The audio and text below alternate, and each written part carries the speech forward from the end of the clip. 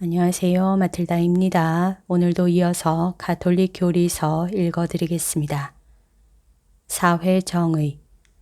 단체나 개인들이 그들의 본성과 소명에 따라 당연히 받아야 할 것을 받을 수 있게 하는 조건들을 실현할 때 그 사회는 사회 정의를 보장한다. 사회 정의는 공동선과 공권력 행사와 관계된다. 사회 정의는 인간의 탁월한 존엄성을 존중함으로써만 이루어낼 수 있다. 인간은 사회의 궁극 목적이며 사회는 인간을 위해 존재하는 것이다. 창조주께서는 인간 존엄성의 수호와 증진을 우리에게 맡기셨다.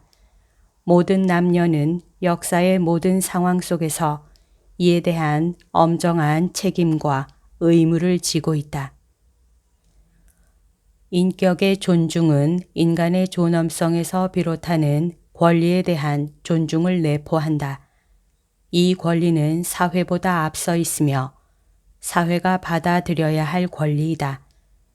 이 권리는 모든 공권력의 도덕적 정당성의 근거가 된다.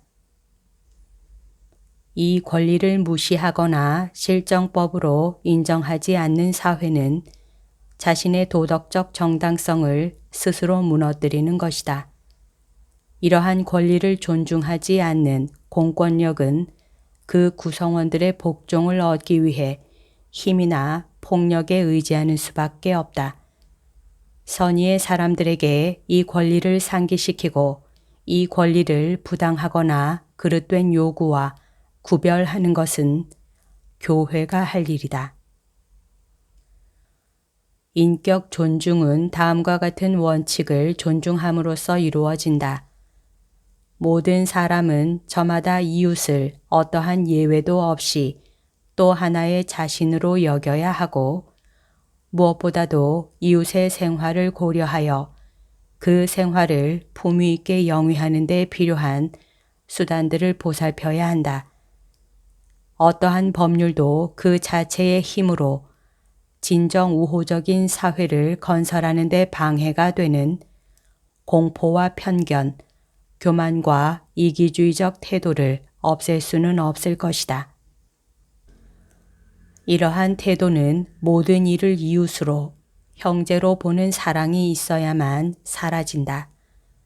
타인의 이웃이 되어 그에게 적극적으로 봉사하는 의무는 이웃이 어떤 면에서건 가져야 할 것을 가지지 못했을 때 한층 더 절실해진다. 너희가 내 형제들인 이 가장 작은 이들 가운데 한 사람에게 해준 것이 바로 나에게 해준 것이다. 마태복음 25장 40절. 이러한 의무는 우리와 달리 생각하거나 행동하는 사람들에게도 미친다. 그리스도의 가르침은 모욕에 대한 용서까지도 요구한다. 그 가르침은 신약의 계명인 사랑의 계명을 모든 원수에게까지 넓힌다. 복음 정신에 따른 해방은 원수인 그 사람에 대한 증오와는 양립될 수 없지만 원수인 그 사람이 행하는 악에 대한 증오와는 양립될 수 없는 것이 아니다. 사람들 사이의 평등과 차이. 오직 한 분이신 하느님을 닮은 모습으로 창조되었고 동일한 이성적 영혼을 지닌 모든 사람은 같은 본성과 같은 근원을 가지고 있다. 그리스도의 희생으로 구원된 모든 사람은 똑같이 하느님의 행복에 참여하도록 부름받았다. 그러므로 모든 사람은 동등한 존엄성을 누린다. 사람들 사이의 평등은 본질적으로 그들의 개인적 존엄성과 거기에서 비롯하는 권리의 근거를 두고 있다. 인간 기본권에서 모든 형태의 차별, 사회적이든 문화적이든 또는 성별, 인종, 피부색, 사회적 신분, 언어, 종교에서 기인하는 차별은 하느님의 뜻에 어긋나는 것이므로 극복되고 제거되어야 한다. 이 세상에 태어날 때부터 인간은 그의 육체적, 정신적 생명의 발전에 필요한 모든 것을 갖추고 있지는 않다. 인간에게는 다른 사람들이 필요하다. 나이와 육체적 능력과 지성적, 도덕적 역량과 누구나 혜택을 입을 수 있는 부와 그 분배에 따라서 인간들 사이에 차이가 생겨난다. 탤런트, 즉 재능은 똑같이 분배되지 않는다. 이러한 차이들은 하느님의 계획에 속하는 것으로 하느님께서는 저마다 필요한 것을 남에게서 받기를 바라시고 특별한 탤런트를 가진 사람들이 그 혜택을 필요한 사람들에게 나누어 주기를 바라신다.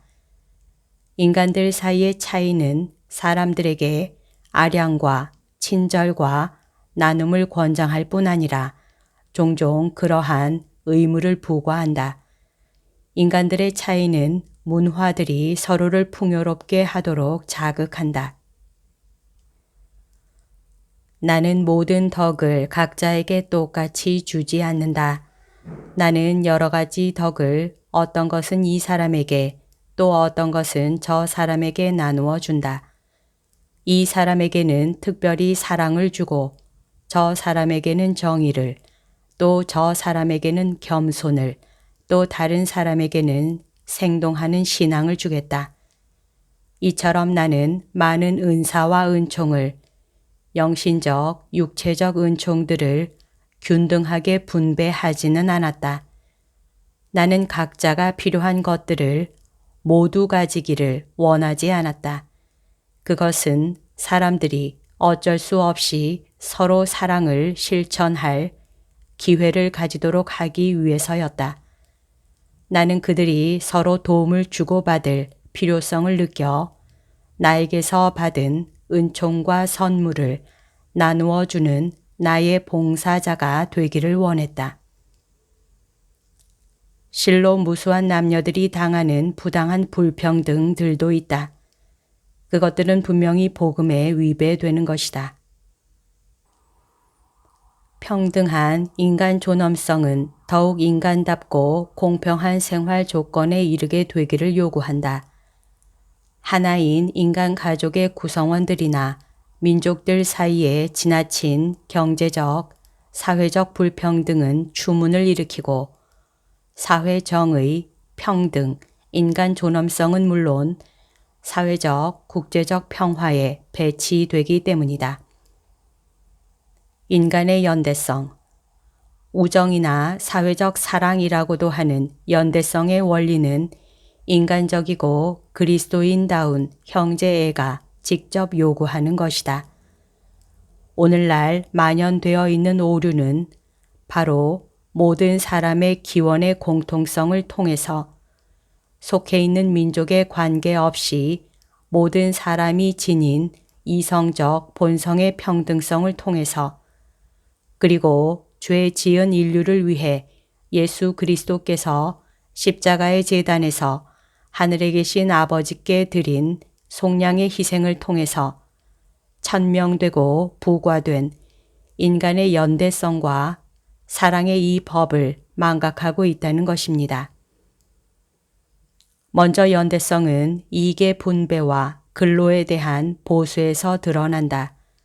연대성은 또한 긴장을 더욱 잘 해소하며 협상으로 갈등을 쉽게 해결하는 더욱 공정한 사회 질서를 위한 노력을 전제로 한다.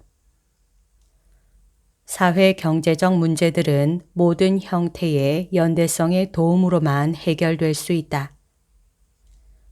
가난한 사람들 사이의 연대성, 부자와 가난한 사람들 사이의 연대성, 기업에서 근로자들 사이의 연대성과 고용주와 고용인 사이의 연대성, 국가와 민족들 사이의 연대성 등이 그러하다. 국제적 연대성은 도덕적 차원의 요구이다. 세계 평화는 부분적으로는 여기에 달려 있다. 연대성이라는 덕은 물질적 이익을 초월한다. 교회는 신앙의 영적 재화를 널리 나누어 주면서 나아가 세속적 부의 발전도 도왔으며 이를 위한 새로운 길을 열어준 일도 종종 있었다. 이로써 오랜 세월이 흐르는 동안 너희는 먼저 하느님의 나라와 그분의 의로움을 찾아라. 그러면 이 모든 것도 곁들여 받게 될 것이다. 하신 주님의 말씀이 입증되었다. 2000년 동안 어제나 오늘이나 사람들을 영웅적 사랑으로 이끌어왔고 지금도 그렇게 하고 있는 위대한 정신이 교회 안에 계속 살아 있습니다. 농사 짓는 수도자들, 노예 해방자들, 병을 치유하는 사람들, 그리고 모두가 인간답고 그리스도인다운 삶을 살아갈 수 있는 사회 여건을 만들고자 신앙과 문명과 지식을 모든 시대, 모든 민족에게 전달하는 사람들이 바로 그들입니다.